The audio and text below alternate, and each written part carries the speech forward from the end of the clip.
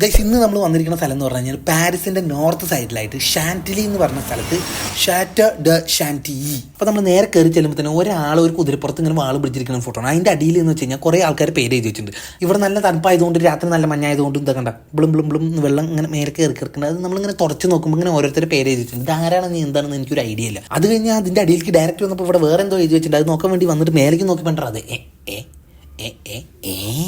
പക്ഷെ നമ്മളിതിൻ്റെ ഉള്ളിൽ കയറി കഴിഞ്ഞാൽ തന്നെ അത് ഇത് ശരിക്കും ഒരു കൊട്ടാരം തന്നെ ഉണ്ട്. പണ്ടാണ് അതിൻ്റെ കൂടെ തന്നെ പണ്ട് രാജാക്കന്മാർ ഹണ്ട് ചെയ്ത് കൊന്ന് ഗ്രില്ലടിച്ച് തിന്ന സാധനങ്ങളുടെയൊക്കെ തലയും തൊലിയൊക്കെ ഇവിടെ ഇങ്ങനെ കയറ്റി വെച്ചിട്ടുണ്ട്.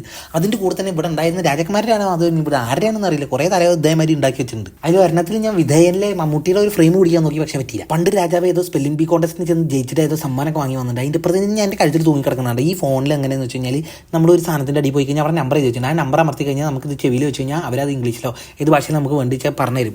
ഇതാണ് എന്ന് പറഞ്ഞിട്ട് അത് കഴിഞ്ഞിട്ട് ഞാൻ അങ്ങനെ നടന്നു പോകുമ്പോൾ ആ ഐസ്റ്റേൻ്റെ മാതിരി ഒരു അപ്പൂപ്പം നിൽക്കണം, നല്ല ഫ്രെയിം. അപ്പം ഞാൻ ഫ്രണ്ടിലേക്ക് ഒരു ഷോട്ടും പിന്നിലേക്ക് ഒരു ഷോട്ടും കൂടി എടുത്തു. അത് കഴിഞ്ഞിട്ട് ഈ വിജൃംഭിച്ച ഒരു ഹോളിൽ കൂടെ ഞാൻ നടക്കുമ്പോൾ തരാ ഒരു കണ്ണാടി ഇതായി. പിന്നെ ഞാൻ പിന്നെ നമ്മൾ നേരെ കയറി ചെല്ലുന്നത് അവിടുത്തെ ലൈബ്രറിയിലാണ്.